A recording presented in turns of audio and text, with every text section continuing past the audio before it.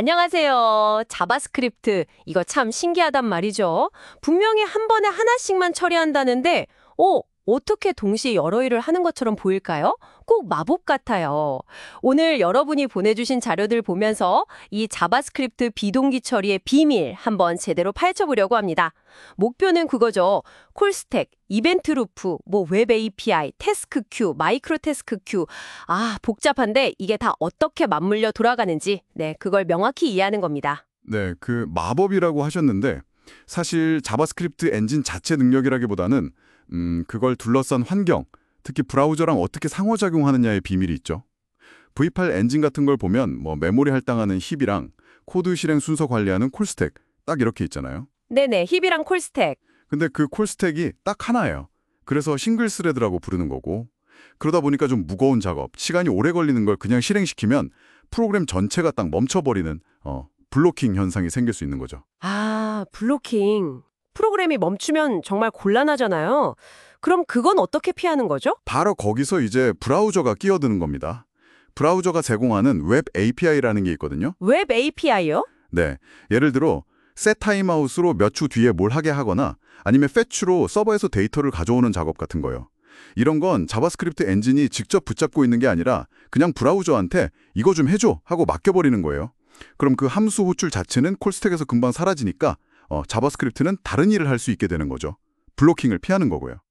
그러니까 시간이 걸릴 만한 일은 브라우저한테 일단 던져놓는다는 거군요. 그럼 그렇게 맡겨둔 작업이 끝나면 그 결과는 어떻게 다시 자바스크립트 쪽으로 가져오나요? 네, 좋은 질문이에요.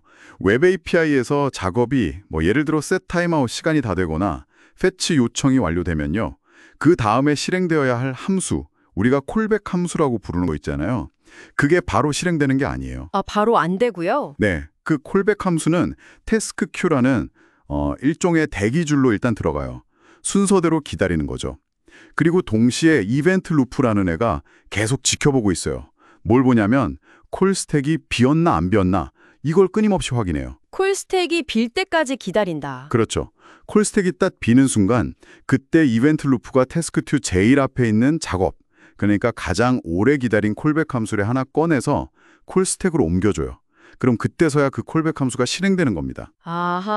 그래서 set timeout 콜백 1000 이게 정확히 1초 뒤에 딱 실행된다는 보장이 없는 거군요. 최소 1초 뒤에 태스크 큐로 들어갈 준비가 된다 이런 의미고 만약 콜스택이 다른 일로 바쁘면 실행은 더 늦어질 수도 있겠네요. 정확합니다. 바로 그거예요. 최소 대기 시간인 거죠. 실제 실행 시간은 그때그때 달라요. 그런데 여기서 이야기가 조금 더 들어갑니다. 요즘엔 콜백 말고 프로미스 기반으로 비동기 처리하는 경우가 많잖아요.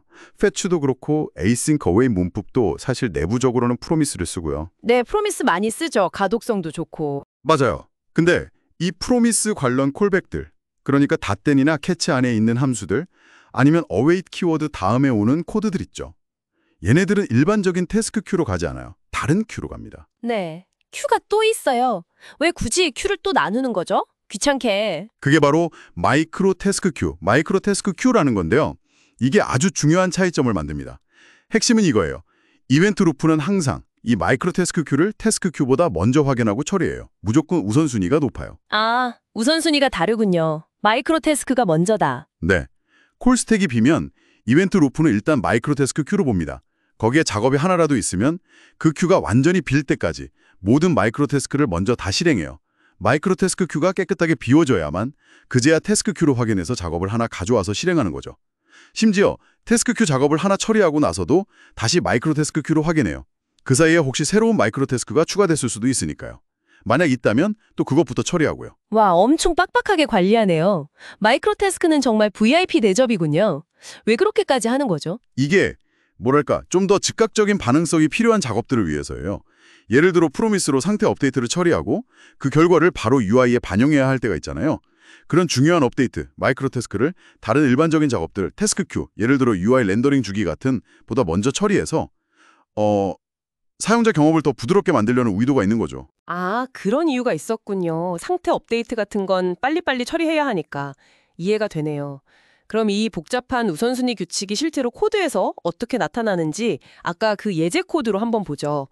console.log3 promise resolving에 then console 32 셋 타임아웃, 콘솔 9, 5, 그리고 Q 마이크로 태스크, 콘솔 11, Q 마이크로 태스크, 콘솔 4. 이거였죠. 순서가 어떻게 될까요? 네, 한번 같이 따라가 보죠. 1. 맨 처음에 console.log 3. 이건 동기 코드니까 뭐 볼 것도 없이 바로 콜스택이 올라갔다가 실행되겠죠. 그래서 3이 먼저 딱 찍힙니다. 네, 3 먼저. 이건 쉽네요. 2. 그 다음 promise resolve.den을 만나면 이 .den 안에 있는 콜백 함수 콘솔 32를 실행하는 애는 마이크로 태스크 큐로 들어갑니다. 3. 그 다음 줄 set timeout을 만나면 이건 웹 API한테 넘어가죠. 브라우저가 타이머를 재기 시작하고 약 5ms 뒤에 콘솔 9를 실행하는 콜백 함수를 태스크 큐로 보내줄 거예요. 지금 당장은 아니고요. 4. 마지막으로 q 마이크로 태스크를 만나네요. 이 함수 안에 있는 콜백, 그러니까 콘솔 11을 찍고 또 다른 q 마이크로 태스크, 콘솔 4를 등록하는 함수 자체는 마이크로 태스크 큐로 바로 들어갑니다. 프로미스 den과 같은 큐죠. 아, 그럼 지금 마이크로 태스크 Q에는 콘솔 32랑 콘솔 11 플러스 내부 콘솔 4 등록 로집 두 개가 들어가 있는 상태네요. 그렇죠. 이제 동기 코드는 다 실행됐고 콜스택이 비었어요. 그럼 이벤트 루프가 움직이는데 어딜 먼저 본다고 했죠? 마이크로 태스크요. 맞습니다. 마이크로 태스크 큐를 먼저 봅니다. 5. 첫 번째 마이크로 태스크인 콘솔 32 콜백을 꺼내서 실행해요. 마이너스 32 출력. 6. 아직 마이크로 태스크 큐에 남은 게 있죠. 콘솔 11 콜백을 꺼내서 실행합니다. 이걸 실행하는 도중에 콘솔 11이 찍히고 마이너스 11 출력. 그 다음에 또 Q 마이크로 태스크 콘솔 4가 호출되면서 콘솔 4 콜백이 마이크로 태스크 큐의 맨 뒤에 새로 추가돼요. 아, 실행 중에 또 마이크로 태스크가 추가됐네요. 네. 이벤트 루프는 마이크로 태스크 큐가 완전히 빌 때까지 계속 본다고 했죠. 7. 방금 추가된 콘솔 4 콜백을 꺼내서 실행합니다. 마이너스 4 출력. 8. 이제 마이크로 태스크 큐가 정말 비었어요. 그럼 이제서야 이벤트 루프가 태스크 큐를 봅니다. 아까 5ms 뒤에 들어왔을 콘솔 9 콜백이 기다리고 있겠죠. 그걸 꺼내서 실행합니다. 마이너스 9 출력. 와, 그래서 최종 결과는 3-31, 마이너스 11, 마이너스 4, 마이너스 9.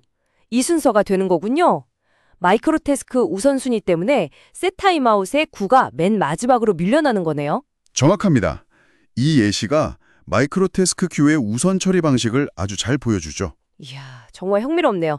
그러니까 자바스크립트 혼자서 막 멀티태스킹하는 게 아니라 싱글 스레드지만 브라우저의 웹 API, 그리고 이벤트 루프, 또 우선순위가 다른 두 개의 큐, 특히 마이크로 태스크 우선 규칙, 이 모든 것들이 정교하게 협력해서 동시성을 구현하는 거군요. 네, 그렇게 정리할 수 있겠습니다. 이 전체적인 그림, 이 메커니즘을 이해하고 나면 자바스크립트 코드가 왜 특정 순서로 동작하는지, 그리고 어떻게 멈추지 않고 여러 요청을 처리하는 것처럼 보이는지에 대한 그 이유를 알게 되는 거죠. 비동기 관련 버그 잡을 때도 훨씬 수월해지고요. 네, 맞아요. 이 복잡하면서도 효율적인 시스템 덕분에 우리가 지금 웹에서 이렇게 다이나믹한 경험을 할 수 있는 거겠죠? 자, 그럼 마지막으로 한번 이런 질문을 던져보면서 마무리할까 합니다. 여러분이 만약 실제 코드에서 비동기 관련 문제를 만났다고 생각해 보세요. 예를 들어 콜백 실행 순서가 예상과 다르다거나 상태 업데이트가 뭔가 꼬이는 것 같다거나 할 때요. 오늘 우리가 이야기 나눈 이 메커니즘들 중에서 그러니까 마이크로 태스크와 태스크 큐의 상호작용, 아니면 웹 API의 타이밍 문제, 혹은 뭐 콜스택 관리 같은 부분들 중에서 여러분은 어떤 부분을 가장 먼저 의심하고 파고들게 될 것 같으신가요? 한번 각자 생각해 보시면 좋을 것 같습니다.